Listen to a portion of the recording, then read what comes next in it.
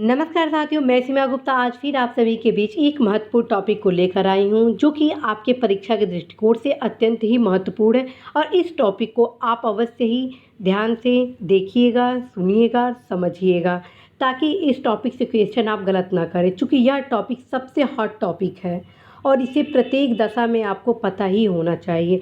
और इस टॉपिक में मैं आपको जैवमंडल आरक्षित क्षेत्र के संबंध में अवगत कराऊंगी, जिसके अंतर्गत मैं भारत में जो बायोस्फीयर रिजर्व क्षेत्र हैं उसके बारे में बताऊंगी। साथ में यूनेस्को के मानव और संरक्षित जैवमंडल कार्यक्रम सूची में भारत के जो सम्मिलित बायोस्फीयर रिजर्व हैं उनके बारे में बताऊंगी। ठीक है, तो सबसे पहले मैं इस क्लास को स्टार्ट करूं उसके पहले कुछ मैं तथ्य आप सभी के बीच लाना चाहती हूं, जो कि आप सभी अवश्य ही जानें और गौर से सुनिएगा। ठीक है, भारत में जैवमंडल आरक्षित क्षेत्रों को यूनेस्को के मानव और जैवमंडल कार्यक्रम के एक हिस्से के रूप में स्थापित किया है। ठीक है, और इस man and the biosphere programme को वर्ष 1971 में शुरू किया गया था। ठीक है, भारत सरकार द्वारा देश में 18 जैवमंडल आरक्षित क्षेत्र स्थापित किए गए हैं।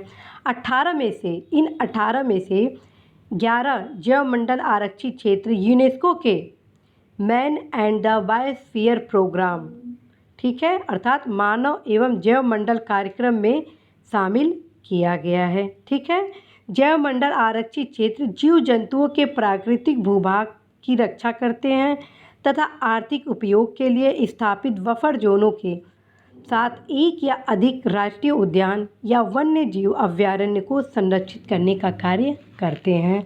ओके, तो वर्तमान में भारत में 18 जैवमंडल आरक्षित क्षेत्र हैं, जिनमें से 11 जैवमंडल आरक्षित क्षेत्र यूनेस्को द्वारा संरक्षित किया गया है। ठीक है, अब देखते हैं 18 कौन से जैवमंडल आरक्षित क्षेत्र हैं और लास्ट में मैं बताऊंगी कि किस प्रकार से प्रश्न इस टॉपिक से पूछे जाने हैं। तो सबसे पहले आप जानिए, भारत का प्रथम बायोस्फीयर रिजर्व क्षेत्र नीलगिरी संरक्षित जैविक क्षेत्र है। ठीक है, ये परीक्षा के दृष्टिकोण से अत्यंत ही महत्वपूर्ण है।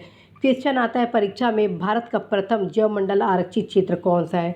तो आप देखिए 1986 में सबसे पहले इसको बनाया गया था, अर्थात सबसे पुराना ये हो गया नीलगिरी संरक्षित जैविक क्षेत्र। और यह इसका विस्तार 3 राज्यों में है। कहाँ कहाँ? तमिलनाडु, केरल और कर्नाटक। ठीक है, इसका विस्तार 3 राज्यों में है, तमिलनाडु, केरल और कर्नाटक में है। ठीक है, दूसरा जो जैव स्फीयर क्षेत्र है वो है नंदा देवी राष्ट्रीय उद्यान एवं बायोस्फीयर रिजर्व। ठीक है, ये कहाँ है?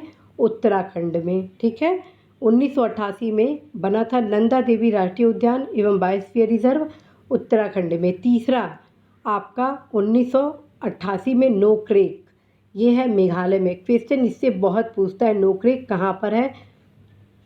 तो उत्तर हो जाएगा मेघालय। ठीक है, नोक्रेक बायोस्फीयर रिजर्व क्षेत्र कहाँ पर है? मेघालय में है, 1988 में बनाया गया था, अवश्य इसको याद करिएगा। ठीक, अब हम आते हैं तमिलनाडु के मन्नार की खाड़ी में। ये जो मन्नार की खाड़ी है, ठीक है, ये मन्नार की खाड़ी है, ये तमिलनाडु का बायोस्फीयर रिजर्व क्षेत्र के अंतर्गत आता है। और नेक्स्ट हो गया सुंदरवन, ये आता है पश्चिम बंगाल में। नेक्स्ट जो 89 में हुआ था वो मानस है और ये है असम में। ठीक है, इस आप अच्छे से इसको याद कर लीजिएगा। नीलगिरी संरक्षित जैविक क्षेत्र तमिलनाडु, केरल और कर्नाटक 3 राज्यों में है। नंदा देवी राष्ट्रीय उद्यान एवं बायोस्फीयर रिजर्व उत्तराखंड में।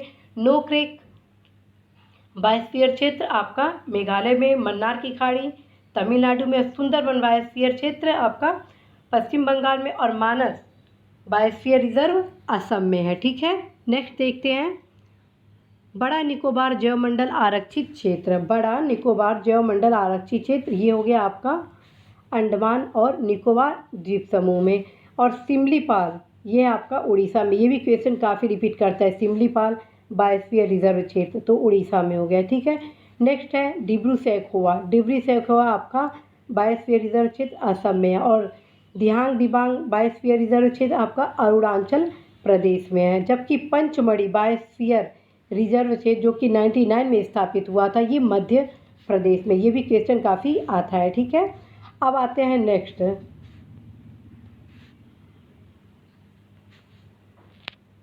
वर्ष 2000 में स्थापित हुआ था कंचनजंगा।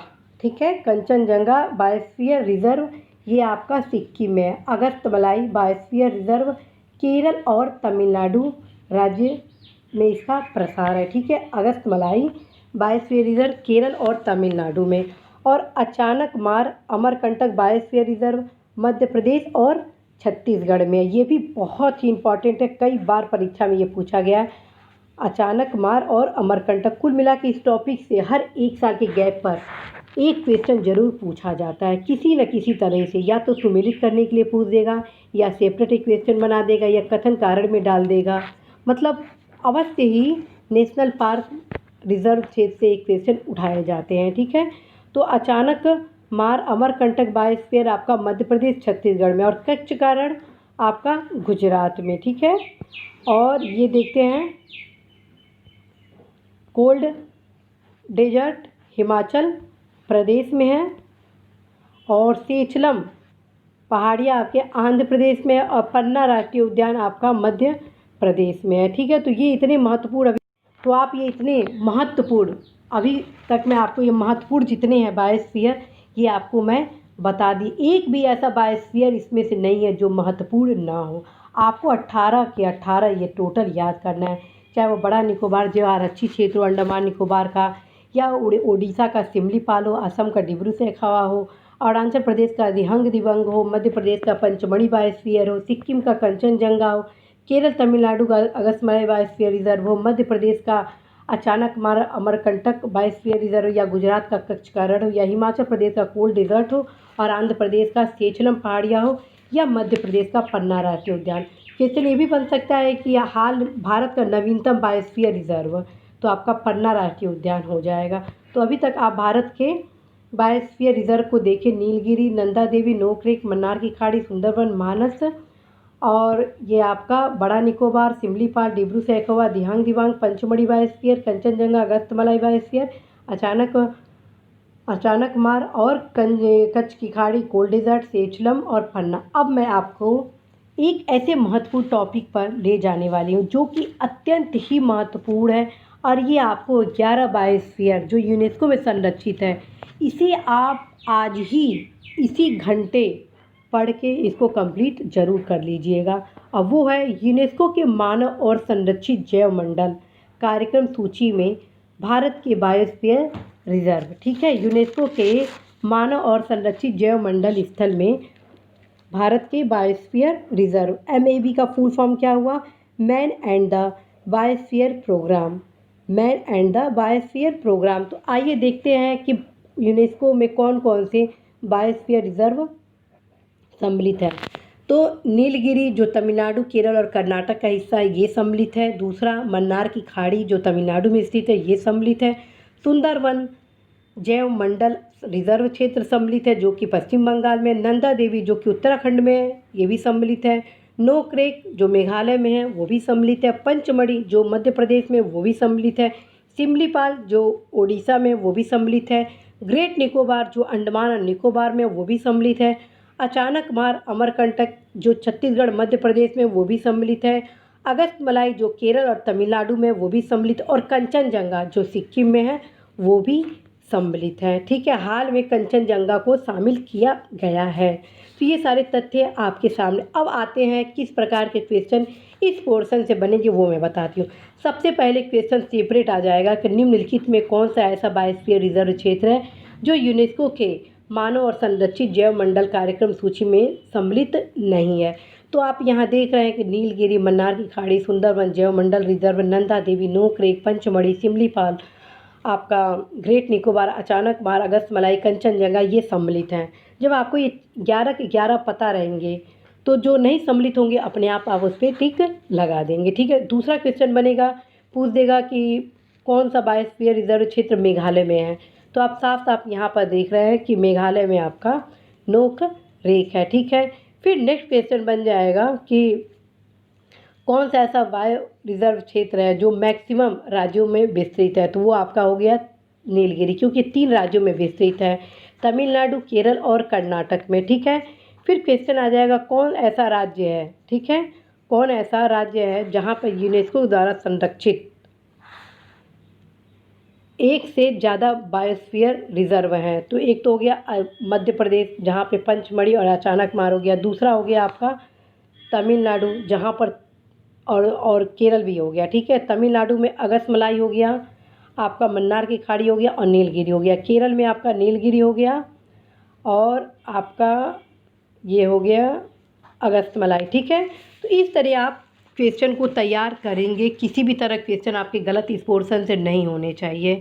तीसरा क्वेश्चन आ जाएगा कथन कारण से, कि पंचमढ़ी उड़ीसा के सिमलीपाल के निकट है और यह उड़ीसा का ही एक हिस्सा है बायोस्फीयर रिजर्व क्षेत्र के रूप में, तो ये गलत हो जाएगा। ठीक है, पंचमढ़ी टोटली रूप से मध्य प्रदेश में स्थित है। ठीक, तो इस प्रकार से आप क्वेश्चन देखेंगे। तो आज आप यूनेस्को के मानव और संरक्षित जैवमंडल कार्यक्रम सूची में भारत के बायोस्फीयर रिजर्व से अवगत हुए, साथ ही में भारत की जो 18 बायोस्फीयर रिजर्व हैं उनसे आप अवगत हुए साथियों। तो अब इसको आप शॉर्ट स्क्रीन ले लीजिए और इसको आज ही का आज ही याद कर लीजिए। ठीक है, इसको भी आप शॉर्ट स्क्रीन ले लीजिए और इसको भी ले लीजिए। ठीक, सबसे पुराना भारत का बायोस्फीयर रिजर्व नीलगिरी संरक्षित जैविक क्षेत्र है। ठीक है, सबका आप ईयर भी ज़रूर ध्यान में रखिएगा, क्योंकि पुराने से नए के क्रम में मिलान के लिए आ जाएगा। ठीक है, तो इसी आशा के साथ कि आज का क्लास आप सभी को बहुत ही अच्छा लगा होगा और अवश्य ही दिए गए दिशा निर्देश के अनुसार आज की इस क्लास को आप आज ही तैयार कर लेंगे, इसी आशा के साथ कि आप अपने लक्ष्य में सफल होंगे। मैं सीमा गुप्ता आज आप सभी से विदा लेती हूँ। नमस्कार।